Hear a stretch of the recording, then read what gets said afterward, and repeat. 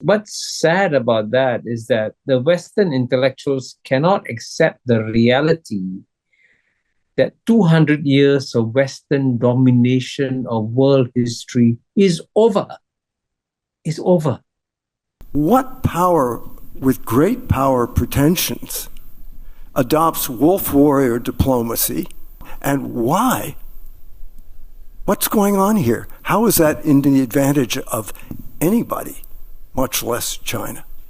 12% of the world's population lives in the West, and 88% of the world's population lives outside the West. And let me make one point very clearly and very boldly at the very beginning. How the 12% views China is not how the 88% views China. So I think whether we like it or not, we have to pay attention to the points that Orville Schell makes, because he speaks, what he speaks represents the views of many Americans.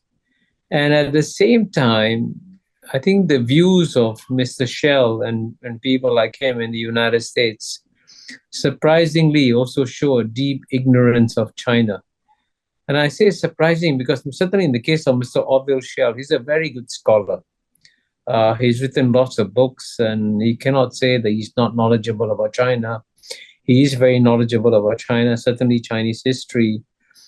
But I suspect that his portrayal of contemporary China tends to be distorted by Western perspectives.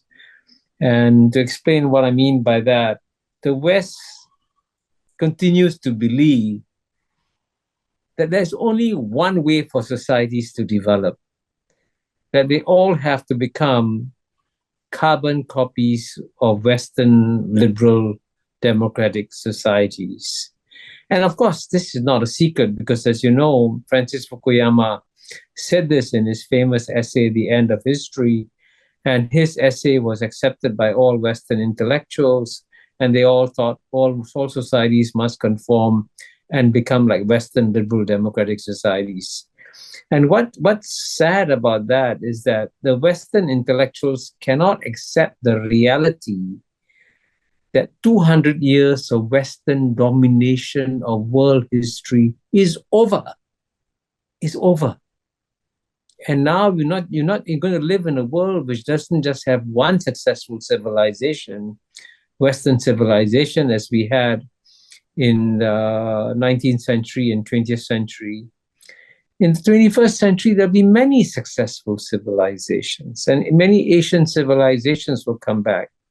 And certainly these civilizations, whether Indian or Islamic or Chinese, will grow and change and develop on the basis of modern influences, on the basis of new influences from outside, but also on the basis of their own historical and cultural traditions. Certainly in China, with a 4,000, 5,000 year history, is not going to become a carbon copy or a replica of a Western liberal society. Why should it? It should develop according to the basis of its own culture and history and tradition. But a simple idea like this alone is unacceptable to Western intellectuals. And it shows that Western intellectuals, even though they claim that they have liberal, open minds, in reality, they actually have closed minds because they can only see everything within a small Western box.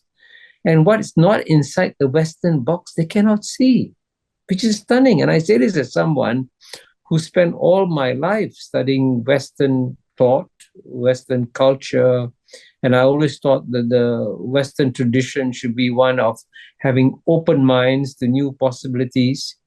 But certainly when it comes to China, the Western mind has become closed.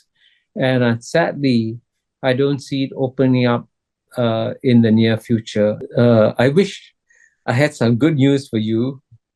Unfortunately, on US-China relations, I have no good news for you. I only have bad news for you that most Western policymakers share the same narrow, jaundiced view of China. And indeed, many of the policymakers actually have harsher views on China. I mean, as you know, there was recently an article in the magazine Foreign Affairs by two people who had relatively senior roles. Matt Pottinger, who was a senior official on China in the Trump administration, Mike Gallagher, a congressman who was chairman of the Committee on Strategic Competition between the United States and the Communist Party of China. And these are very senior people, but they have come out with an article in the magazine Foreign Affairs saying that no, you mustn't just mustn't focus on engagement with China. You must focus not just on competition with China. You must focus on defeating China. That's what they're saying. So, I mean, in so doing, they were clearly showing their very negative attitude. And of course, attitudes like theirs trouble not just people in China, but trouble people certainly in the rest of the world, in Southeast Asia, who are asking, how does that help the United States? What are you trying to do by defeating China? It doesn't make sense. And so it's very important that the rest of the world now must speak out in a much louder and a much clearer fashion to say to the US and China that, hey, before you engage in a big contest, please consider the implications for the rest of the world. It's not going to be just disruptive for Americans and Chinese. It's going to be disruptive also for countries of Southeast Asia, for example.